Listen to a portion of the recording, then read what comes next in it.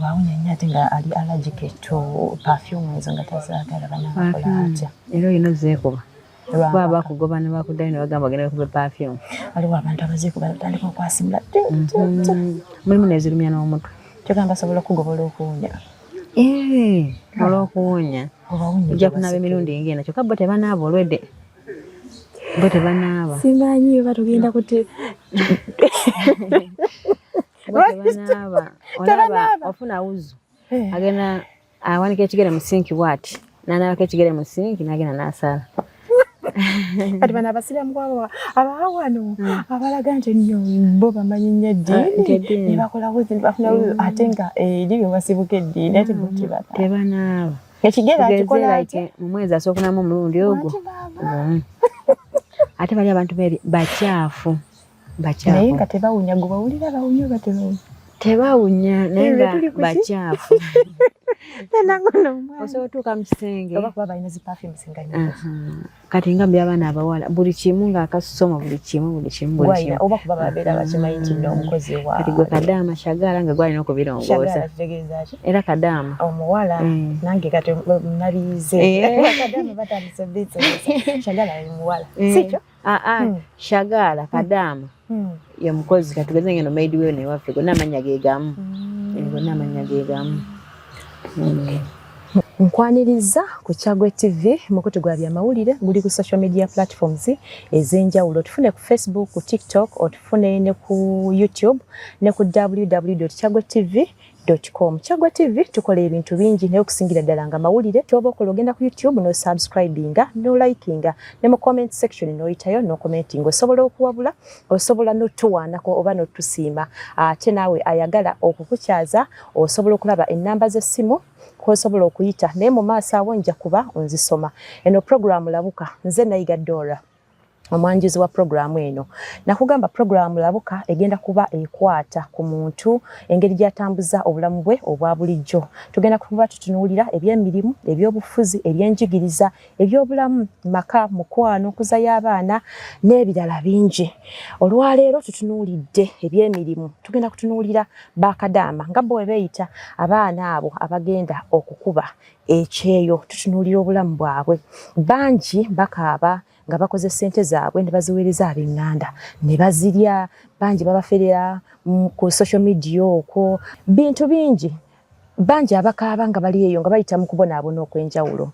Tugenda kuleetera abawala abo oba n'abalenzi abo abagenda okuba nga balabula gwe atannaba kugenda ayagala okutandika okugenda olugendo olwo. Omanye olabuke biki by'olina okukolerayo na biki by'otalina kukolerayo. Nze Dora, programu Labuka wano ku Kyagwe TV. Olwaleero programu Labuka etudde wano ku Countryside Eco Resort eri ku Kayunga Road. Wakavira ddala mu kasenta k'ekisowera awo jjo basanga. Nja kuba nkubulira mu maaso awo ebibakwatako. Nkuleetedde mwana muwala oba omukyala agenda kuba atubuulira oba muwala oba mukyala agenda okuba nga atunyumiza olugendo lwe. Yagenda yatya, kirowoozo yakifuna ddi, biki bye yasangayo. Naye alina emboozi eyeewuunyisa eyandeetedde okumukyaza mu programu eno. Like yaŋŋambye nti alina olumbe Oluganda olwamukwatira eyo. Kale ne neebuuza olumbe luyinza lutya okubuuka ennyonyi ne lugenda ebuwalabu ne lubeera Luganda. Agenda kuba akitulambululira ate yakibuukamu atya kuba yakomawo nga mulamu. Agenda kuba atubuuzaako atubulira amannya ge n'oluvannyuma tweyongereyo. Nsanyusa okulaba. Kale nyawo naye balakusanga. Kale ogenda kuba obuuza kuba tulaba ku Kyagwe TV obabuulire ne ku mannyako. Abatulaba mwenna ku Kyagwe TV mwenna mbalamusizza. Mannya agange bampita Nakimuli Edisa yansangibwa Kisowera. Nakimuli nsanyusa okulaba. Kale nyawo omukyala wafumbe. Mukyala wafumbe. Oli maama wange nno. Kati Nakimuli we wagendera. So wagenda ddi? Nagenda Nagenda 2024. Nagenda 2023. Mwaka oguwedde? 2022. Mwezi gw'omusanvu. Okay. Mwezi gw'omusanvu nga lumu. Ekitegeeza singa lumu. n'okomawo ddi?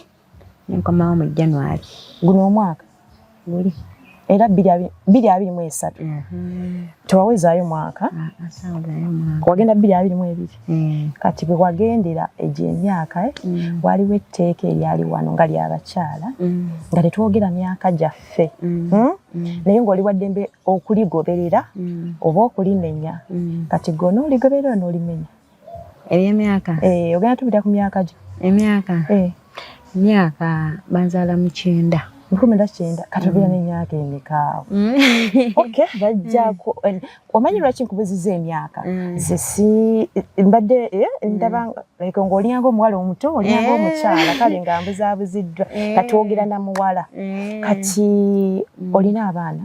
Nina abaana 2 olina n'omwana oli mufumbo? Ndi mufumbo. Omwana omukulu yenkana ki? Myaka 13.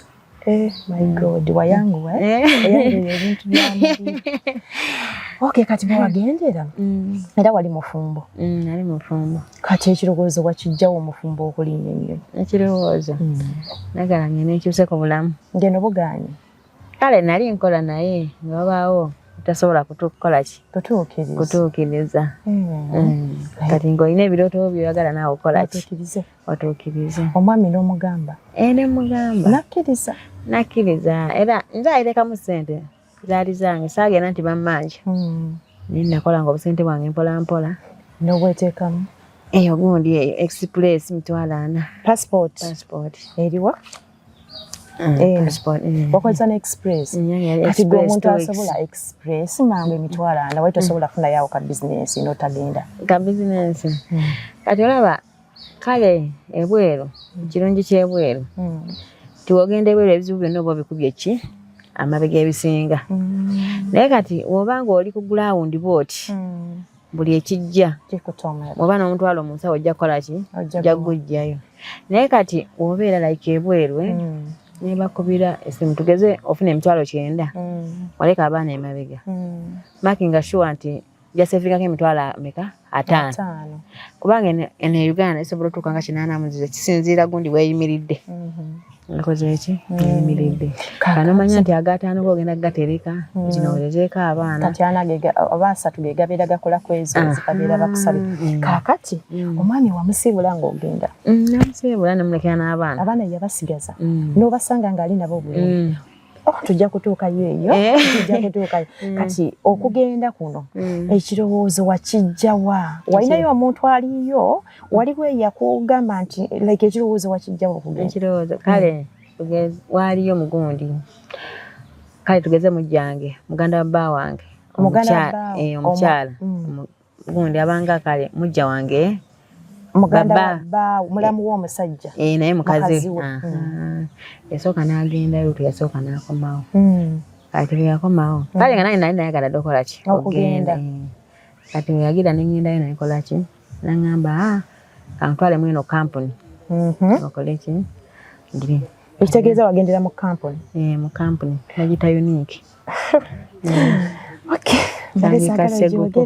naye kale it's okay wagendera mu kampuni kati ogenda tubuulira ekifaananyi kyewasanga mu kampuni omwana ono atannaba kugenda naye ategeere ava eri ewala eri ennakoosa ennamuyenje ategeere biki ebibeera wagenda mu kampuni nga nnungi yakutwala bulungi biki bwe wasangayo eyo mu kampuni kale kampuni sijja giwaayiriza tyalina buzibu tewali wadde buzibu wadde tuwe ku kifaananyi kubanga kati olaba newe nalwala ike nga ndwaliddeyo kale bw'oba obudde eno e Uganda ng'otuuse jjukira tuuka eri bakutunda kati aba bakulinako obuvunaanyizibwa baba beeri kampuni yeeri naye kati natuuka nabo ne mbakubira ki esimu okubira ba kampuni kane baŋŋamba tetukyalina gundi yonna obuvunaanyizibwa kale tubuyina naye kati ate kampuni yeeri yeyina ki obuvunaanyizibwa obukola ki kubanga kati ffe tetunasobola kulabira tetunasobola kuyita kukola ki naye nga wano mu ntandikwa mu kampuni tebafunako obuzibu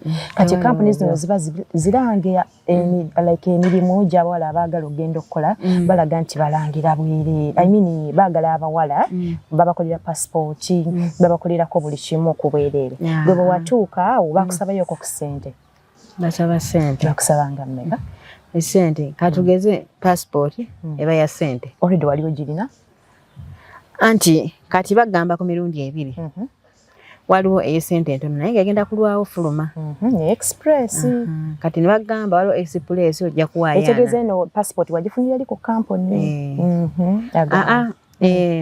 ku company gye nasookera kati company gyosookera kane bakolerako byonna na process kati ne bakugenda nga bakusindika ku international affair kuba gyosookera eyo kati ng'ogyeko emitwalo 4 bakusabayo sente kyendala endala kale ijyawo kale era buli wogenda medical wetu olina okuwaayoko biki efibewe ebityo byonna owayoko ku sente okay kati agenda okujja abeere nga yeetegesa akimanyi nti eno waliyoko ku sente ezisabibwa obaamu n'akasente ne transport nga yakuli wano eno kubanga buli ssaawa bakubira ki kati wano eno mu byendya mu byensula kuba waliwo abagamba we mutuuka mu ofiisi za kampuni ezo waliwo amayumba ge babateeka kuba rooms ze babateekamu ne mubeera mixed like abalenzi n'abawala ne musula mu room emu ate n'ebyendya nga si birungi awo byali bitya kati ffe kamu gye twagendamu yali yabawala bokka naye nga waliyo obufaliso bw'okusulako kati nga gwe ekyokwebika olina okuba nakyo kuba olina ogana nessuukaayo ng'oyagala okugenda ojjanga n'ekyokwebika weetegekeramu ekyokwebika weetegekeramu ekyanyi obufaliso obubaayo buno buyinkyemu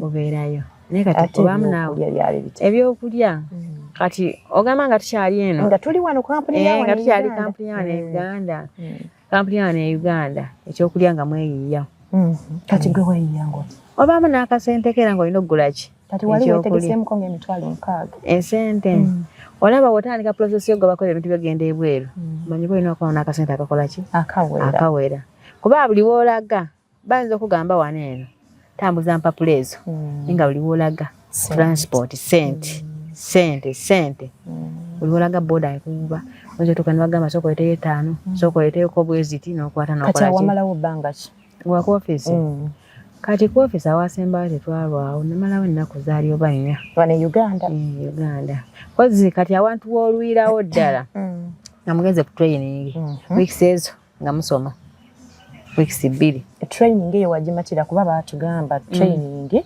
entuufu olina kumala weeks 4 bwe training ya weeks 2 wawulira ng'oyize eyaffe yali ya weeks 2 naye ngeringa y'amagye nga muyinza otula ku trials okuva ku makya ate nga musoma nga batuuza naye nga muli bangi baleetawo kampuni ez'enjawulo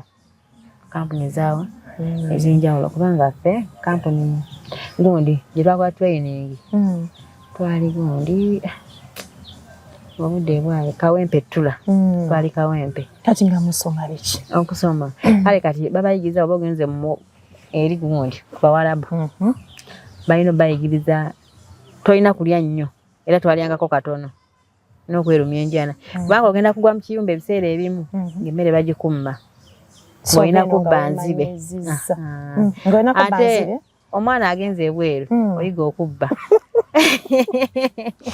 oyiga okukola ki okubba katono nnyo tumumulemuko katono oli ku Chagwe TV atugambye bw'ogenda ebweru oyiga okubba tugenda kumanya bukodyo ki bw'oyitamu ng'okubba adde okubba si kulungi naye oba olya waliwo embeera ekuwaliriza okubba ebyokulya okubba emmere tugenda kuba tulira abasojje ng'olabuse ngeri gy'oyinza okufunamuko ku mmere nkezi babeera bakumya ekyokulya nze nayigadde olwa tuli mu programu labuka Chagwe TV gifune ku YouTube naye bw'otuukawo subscribinga olikinge ate okomentinge nga 3 mu lumu ogw'omusanvu ge matikira ga baffe nga tumujagulizaako okuweza emyaka 31 ng'ali ku Namulondo alamula wano eddwaliro lya Helena Hospital lisangibwa Kisoga livuddeyo n'okukuyamba gwe omulwadde w'amaaso ag'ensenke bakikozenga kuddiza jangu tujagulize wamu ne Kabaka ku ddwaliro lino nga bakulongooseza ku bwereere kale obulwadde buno bwe balongooseza essente nnyingi mitwalo 80 n'okudda waggulu jangu ku Helena bakulongoose ku bwereere kyeweetaaga transport otuuka mukono n'okwata ku Katosi Road owetirawe Wantoni n'ogenda paka Kisoga wewali eddwaliro lya Helena Prudence Junior School liri Kisowerawo ogenda kuba olifuna bulungi erigwe Kadaama alina abaana abasoma anoonya we basigala ab'enganda babakooye ab'enganda balya ssente za school fees Janku Prudence Junior School balabirira bulungi omwana naddala oyo ow'ekisulo togenda kwejjusa omwana agenda kubeera ng'ali ne bazadde be mbatumiddeko nnyo aba St Francis Education Center liri Namawejjolo twalayo omwana balina abatendesi b'ennyimba abalungi abaana balina amaloboozi ate nga n'abasomesa basomesa bulungi ddala nze Dora programu labuka wano ku Kyagwe TV tuli ne Nakimuli Edisa tukomyewo ogenda kuba otubuulira tuli mu kubuuka biki by'olina okubeera ng'omanya nga tonnasimbula kuva waka ng'ojja ogenda ku ofiisi ku kampuni beeramu n'akasente wadde balanze nti tubikolako bwereere gweteekamu akasente mu nsawo kuba tugambye tiwaliwo we tugenda okutambula nga kwetaaga akasente kati sente ze za transport kukola ku medical kukola n'ebintu ebirala eby'enjawulo genda osubscribinge likinga ate okomentinge tugenda komaawo kati tugeze mu training batuyigiriza okulya akatono akatono ako baba wanga mmere ki awo ku office kawunga na muceere n'ebijanjaalo tugenda naye nga katono era nga butono kati gwe maama wange yali yazaalako edda omukyalo omufumbo eyamanyira okwesenera omuseppiki gw'obuugi wakola oti ezo era olina okumanyira embeera oba oyingidde mu kintu oba olina okukola ki okumanya tewatuukako akaseera awo mu wiiki ey'okubiri ng'etandika n'owulira ng'alemererwa oyagala bivaako okubira sweetheart nkomaawo olaba ebiseera ebisinga abaana bagenda ebweru abamu bagenda oba tugambe beekyaye ng'awulira Africa agikooye agala agenda kunoonya ki 10 waliwo ekyaye kubanga kati ng'ogenda eri ogenda omutima omaliridde okoze ki omaliridde ogamba kati nyinza kunoonya ki sente kati ezo weeks ebbiri essimu ze bazitujjako olwedde nga tolina kugenda kuwuliziganaako wadde n'atya naawe waliwo abakuba amasimu nga batuuse naawe ne batandika okusaba sente mbeezaayooko okusinga waliwo ku ofiisi kati oba olina kulumba eri ku gundi ne bakuwaako noyogera naye eddakiika emu naye ng'essimu oluba otuuka ali bazibajjako muleme kuddayo bakozesa essimu zibuzaabuza yuko eri basomesa gwe oli ku ki oli ku ssimu bwe mumala okusoma tebazibaddiza paka 2 weeks ezo bbiri we ziggwako bazibaddiza mumaze okukola ebibuuzo kakati gwe wayiga okwoza babayigiriza okwoza bakuyigiriza okwoza ng'okozesa washing machine omwala obuliri kale like nga bayigiriza ebifa mu nnyumba byonna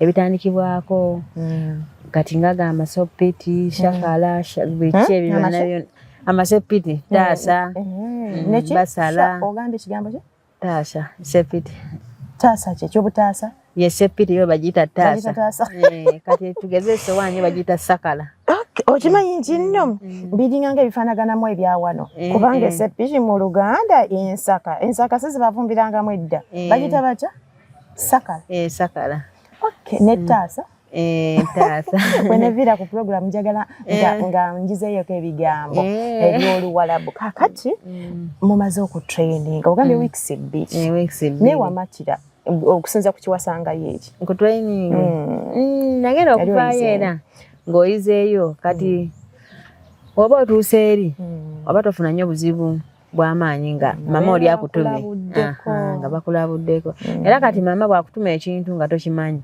akwata ku mukono n'akutwala n'akigamba kino bakiyita koopo ekikopo negoli n'olulinga olufaanagana temwafuna n'obuzibu kimanyi kati ng'oba olina okuba ng'okoze eki ng'okitegedde olulimi nene ebigambo ebimu baali babibasomesezzaako anti muvaano nga musomye nemukola n'ebibuuzo yennyini pepa wafuna mmeka ebibuuzo bibira bimeka batuba question 10 n'oyitako mmeka zange nali naziyita zonna mwana gwe ng'olina obwongo kati obwongo obwo lwaki tewasigala wano n'obukozesa obwongo waliwo ekyayi nali njagala genda kukola ki nga n'ebirooto byange bingi ogenda kuba otubulira ebirooto segwe yamalayo ebbanga ettono weeriti kakati njagala ongabanyizeeko ku life y'ennyonyi mulundi wali walinnyako ku nnyonyi gwe mulundi ogwasooka kati njagala onyumizeeko awo ng'olinnya ennyonyi nga babagambye nti gwe agenda oli ku lisiti y'abagenda wawulira otya era nawulira essanyu wawulira essanyu kubanga nani kitaddemu obudde bwange nga buwanvu ne ssente nze kale ebbanga eryange lyaliso nga manyi bakikyagenze nagenda ng'emyezi gyetoolodde nga tebakuyita kuva eno ewaka naye kale abaana baali bangi nga bagenda bayita mugundi kati ng'abamu oba tonafuna muki mugundi muzungu agenda okutwala ekitegeeza gova ano nga bosi omumanyi ova ano nga bosi amaze okukola ki sasulira tiketi sitegedde waawe wamala ebbanga eppanvu ewaka nga tebannakuyita oba okuva nga tebannampita okuva ewaka okuva ewaka nze nga nabiva nako nga mmanyi nti oba sente zange bazirya nozirya byalinga bbanga linkanaki byawera n'emyezi 6 n'amanzi awo mbeera mbivuddeko era natuuka nembeera nga mbijja mu birowoozo emyezi 6 nga ne passport already ogirina bagikuwa bamala ogiprocessinga ne bagikuwa passport yali esigaddeyo ku office nga bisigaddeyo eri tebagikuwa already ogenda bakulonzeemu bosi omufunye kubanga ffe twali abaana 21 mwenanga mugenda abalondamu nga ffena tugenda kakati bosi ababosi njagala onyumizeeko mpe ku kifaananyi ekyo nga muli nnyo otuuse entebe wali omanyiyo kati wawulira otya ng'otuuse era nawulira essanyu n'olina ennyonyi olina baaga mulimu biki baaga kale era baga totwala bintu bingi jjukira kati engoye z'eno oba tozambala era eri bw'otuuka eri bagulira oluusi byabaaya ate nga waliwo abatusaba engoye empanvu mpaayoko engoye empanvu mpaayoko anti kati ogenda nabyo olwedde okwekuumisa kati waliwo ekibuba ekimu kyotuukamu ne bagana okugulira ki engoye kati nze ezange bazinsasuza ssente ze bangulira ne basala ku musaala tewagenda mukono engoye empanvu oba zo bayite bazisiima ze eri baga yambala uniform kati nze nali nyambala mpale nagundi ne basala ku musaala ne basala nga tebaali bamukwano basala ezonna ebizigo tube byonna tube yali yaki munne gundi perfume kakati otuuse mu nnyonyi zaawe njagala okuwulira olunaku olusoose biki byewalabamu obulamu bwali butya obulamu munyonyi obulamu tebwali bubi kubanga boosi wange yatusasula n'ekyokulya mu nnyonyi nze ensawo yange saamenyeka nayo kale waggulu olwedde wabaayo bagiteeka naye yange yayita wansi kuba baali basasula kati edda bwe twalinga tutambula twatuulanga mu mmotoka ng'olaba emiti nga gidduka nga gidda mabega oluusi abamu batambulanga n'obuveera waliwo sisita wange yatambulanga n'akaveera ne popcorns alina kuzza then n'akaveera kati omutwe gwa spinninga n'okifuna ekyo munnyonyi olaba tolina nakyowulira wadde ogiwulira wano ng'esituka kozi newe begenda okugwa naye wano oba oli munda obanga esituka tolina kyewawulira gwe sirina nze kyenawulira tugenda kuba neera tugenda kuddamu katono tuwummulemu ku kasooda oli ku Kyaggwe TV mukutu gwaffe gwa byamawulire gendayo tulina programs nnyingi eno eyitibwa Labuka ekulabula ku biki by'oyinza okwetegekera ng'ogenda okulinnya ennyonyi olwaleero kyetutunuulidde ekyo tulina Kadaama bwe nkyogera Kadaama mpulira nga amusiza wansi naye ye yaŋŋambye takirinaako buzibu agenda kuba atubuulira oba tukimuyita lwaki agenda kuba atubuulira n'otubuulira kyava ku ki oba naye tamanyi oba amanyi ajja kuba atubuulira gendayo ku Kyaggwe TV waliwo programs endala nnyingi nze nga bwe ndaba program gyeri ya byabufuzi mwami Richard Sentayi abakutuusaako bannabyabufuzi ab'enjawulo nkutumiddeko nnyo Deputy RDC mwami Segawa ne mukyala Sarah Nakintu ne kansala omulungi gwe nsinga okwagala mwami Mawanda nkutumiddeko ssebo programs gye ziri okikola otya gyeri gendayo subscribinge likinga okomentinge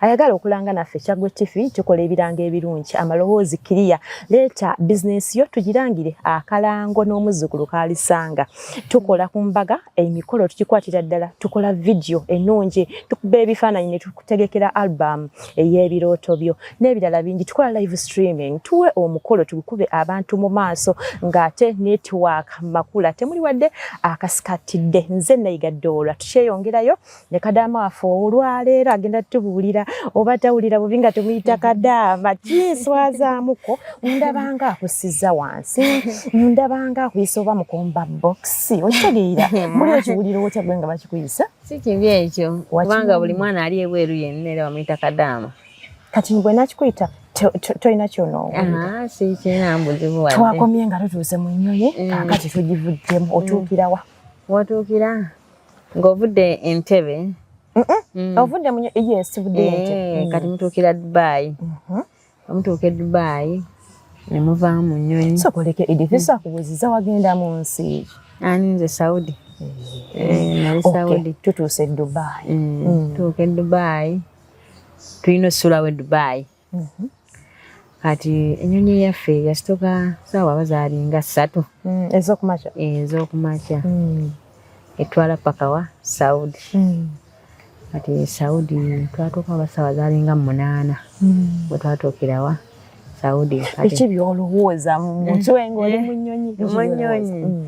Mu nnyonyi era nga ky'olowooza kusabira kutuuka wantu waki walungi. Era bw'ova eno n'ova nga ngamba Katonda senga Mukama nkuba mu maka amaki malungi. Kuba ababeera nga babagambye abantu beeri si bangu ate tebeeguya. N'owulira abo abaana be battirayo. N'ogenda obiwulidde. Wali wabiwulirako dda. Naye ndoka nkuwulire abaana nti lwakuba eno naye bw'otuukako awali gundi woofiisi zitwala abaana bangi abagenda ebweru. Abaana bagenda bamalidde emitima wadde babiwulira ne balanga omwana nti omwana bamukoze bwe bati yakoze bwati. Abaana basigala bakyakola ki? Abaana bakyagenda bagenda okunoonya ki? Emirimu. Nga wano kiganye. Otuuka mu kiyumba. Mpozi wava eno nga gwe bosi omulina badde ngenda kubuuza biri bye babalenga katale wabiwulirako? Nabiwulira. Wawulira ki? Anti kati eri abaana abamu abagenda mu kampuni nga zakukusa buki? Bukukusa. Gwali eyo okiwulidde kampuni ezikukusa gye ziri naye munnange alina okuyita mu makuba amatuufu. Ate kati n'ekirala kampuni esinga nzibi. Singa ki? Nzibe. Omwana akwata akasente ke bazadde babatunze ka poloti nga baagala omwana oyo agende balabe nti baakole balabe nti babaako buki? Obulungi. Omwana agenda atomera kampuni sente ne bazikola ki? Ne bazirya zonna. Era abaana abasinga bagenda ku mabanja. Kuki? Ku mabanja. Kati tutuuse mu kiyumba kyaffe. Mu kiyumba. Olunaku olusooka tebakumanyi? Tobamanyi? Sooka otunyumizaawo. Otubuulire omuntu atagendangayokko byagenda okulaba biki bye walaba. Kati nze mu kiyumba bantusaamu yali ssaawa emu yakawungeezi. Bantusaamu ng'enjala ennuma bulungi nnyo. Ng'ennuma natuuka ne banfumbira awo obukoloni. Ne bampa obukoloni n'endi obwo. Nze ekirungi kye nafuna eri abaana abamu abatuuka olubutuuka n'atuviira ku ki? Ku mirimu. Naye nze natuuka ne banfumbirawo obukoloni n'endya. Nenkera ku makya waliwo kale nze we nali mu kiyumba waliwo omukadde maama ne bawala be bameka? 2 n'ekibebi kya myaka 2 kimu. Yali mukadde wagenda okulabira. Naye nga si mukadde nnyo nnyo. Nga talina mwami. Nga talina mwami. Nga talina n'abaana bakulu bavubuka. Waliwo abavubuka baali 2 naye ng'omu tabeerawo. Baali basajja bakulu. Basajja bakulu. Obadde awo neeraliikirira. Nga basajja bakulu. Kati ng'abawala baali 2 nga basawo. N'ekibebi kimu kya myaka 3 awo ku 2. Bakuwadde room, bakuwadde ogufaliso gwo, bakuwadde ogutanda gwo. Abeeri, bakadama abeeri tebabawa buliri buli awo. Bwamuna wamu osanga bakuwadde obuliri obw'obuvunaanyizibwa. Kati mu kiyumba kye nalimu kaali kafaliso kano kayinkyemu. Ng'ate na mu luumu ya ntebe engera kakadde. Mu ddiiro. Kati nga kaala wano wansi w'entebe ki? Weewati. Njala wano okola ki? Ne weebaka. Kati nze nzeke nabeera ng'emirimu gyange ngimanyi. Esaafunamu buki? Buzibu. Bandaga olunaku lumu, olunaku olwokubiri bo beezuuka ssaawa 5. Ate abantu beeri tugeze bakola essaawa oba nga 3 ne bakomawo ewaka. Tebakola lunaku lwonna lulamba. Bakola ssaawa buki?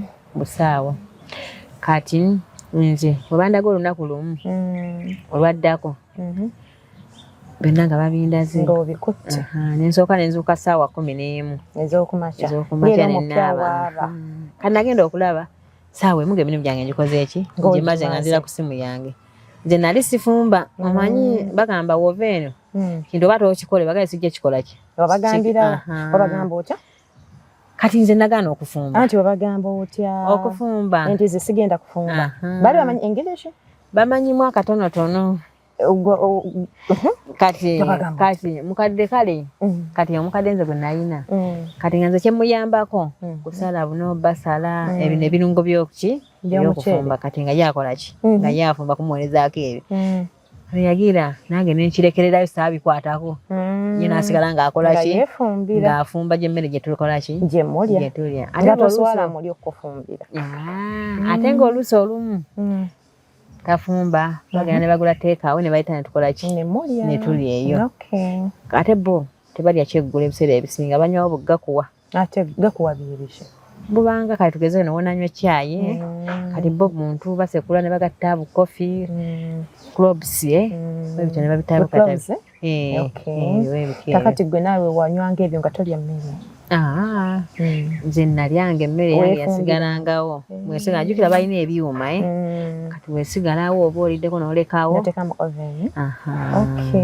kati emirimu ng'olaba bitambula bulungi omwezi ogusooka nze gyange emirimu saalinaako buzibu nze kyansi nali nafuna kyansi bwe nali nafuna nga tewali mirimu kati bano abasajja abalenzi ogambye omu yali taliiwo omu yali ng'ajja wiikendi oluusi mu weeks 2 ng'ajjamu omulundi gutya gumu naye ng'omulala abeerawo ng'agenda n'akola ki yali musajja mukulu naye nga talina buzibu bana baali kale nga tebalina buzibu okusooka nga tebalina ki anti bagamba wabeerawo omusajja naddala nga mwana basumbuwa abawala bano babeera babeegomba tebalinaako buzibu jjuka baali tebabeerawo era omusajja nga tabeerawo agenda ku makya akomawo kiro kati oyo yalinga oluusi ate nga ne waba akomyewo yeggayirayo mu luumu ye n'abeerayo ku tv n'abeerayo ku ki kati okoze emirimu gyo emirimu egyange biki ebyakumenyamu omwezi ogwasooka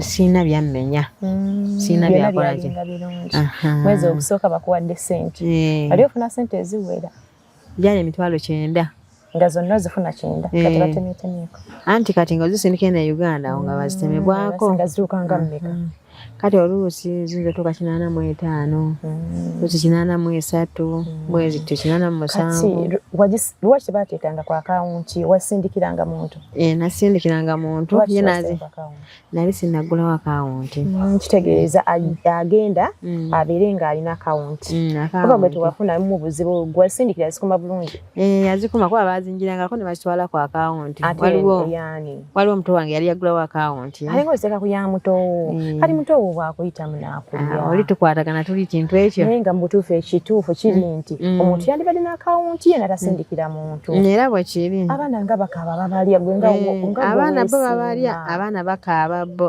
bali erudda n'erudda mirundi gyonna eriyo abazadde abalya abaami bananga abasajja balidde sente z'abakadamba banange ne basaamu abakazi abalala eno programu kyova olaba gye twaleese tulabe tugezeeko bananga abalya sente z'abaana abali ebweru balekeraawo ogambye abaana abeera ebweru bayita mu nnaku at least gwe tewayita mu nnaku zo ne bandiziridde nze nagejja mu weeks ezo ng'olya biki ebikugeza nze ng'ettama likomeeri waneene n'ebiseera muneeno buno obulago nga butudde muli bwe buti nga butudde muli nga tosobola kumanya nti naye nze olina kuyifaananyi anti byali mu simu yange eri neekola ki yayonooneka ati nasitaddamu gula simu ndala kati kendi yanenga kasooka engyesonyiwe simu ofunye sente omwezi ogusooka oziweereza olwo tozitemyetemye linda kukatono omwami ali atya omuwuliza omwami omwami nali muwuliza olwedde nali muwuliza ye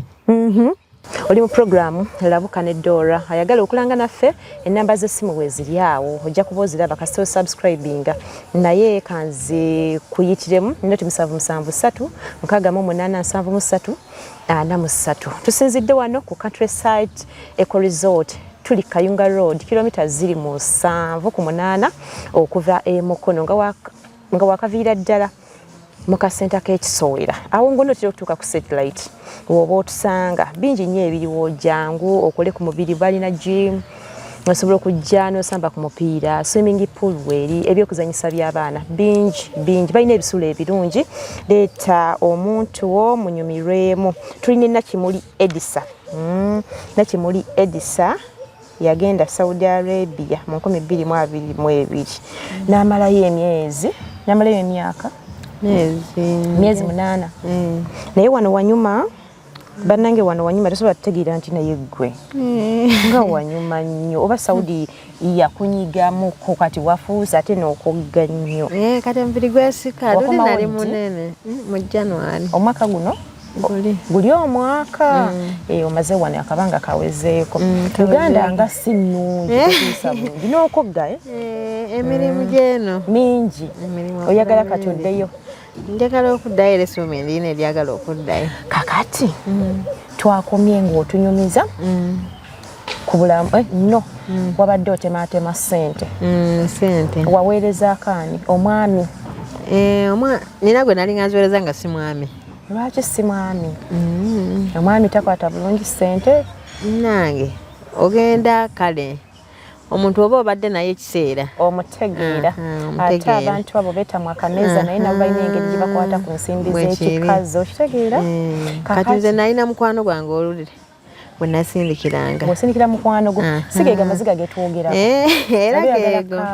era geego naye bulungi kati baalinga babiri kale ne muganda wange oli alina akawunti nga bagenda aba ne bazijjayo oli n'azitwala n'azikola ki n'aziwa ddadi n'azipiikingayo ku goni mu banka n'aziita ku ddadi nga tazimu era teyamanya ebintu tewamuyambako ku bintu byawaka kuba nawali otandise namuyambako byonna era byonna n'abaana nalinga nkola ki ng'obaweerera kati ye ng'akola ye kale abalabirira ne bino ebirala ebikoze eki ebitonotono nomanyi timukoze abasajja eki abasajja tebakyagala kukola baagala ffenna tuggwere buwalabu tukole sente nga tuzibaweereza tusobole okwerabirira abaana baffe kati nze kale olaba abaana abange saagala kubalabyaki nako saagala abaana bange kubalabyaki nako ogenda ku mwezi ogwokubiri wano waterekako kasente wasigazaako maama omwezi ogwasooka nasigazaako awo mwezi ogwasooka okwo nasigazaako emitwalo gaali asatu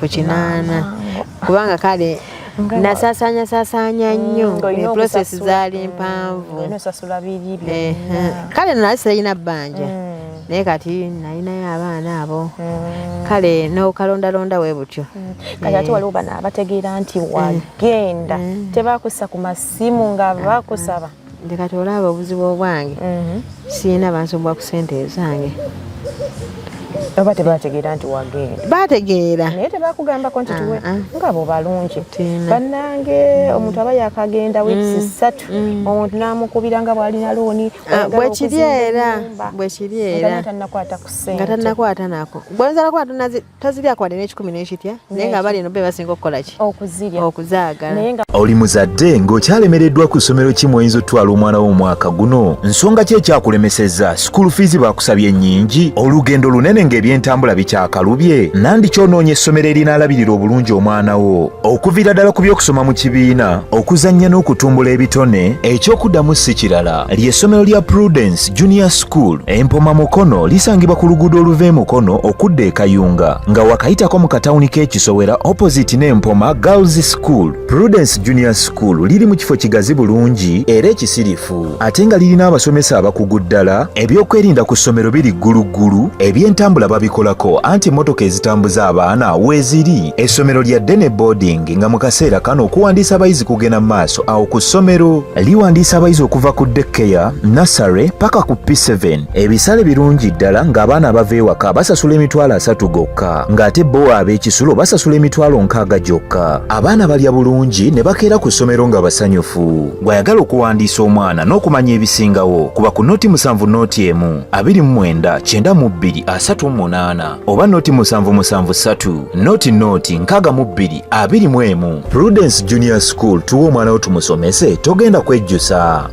Our dear parents, thank you for paying us school fees, and we still need your support because education is the key. May God bless you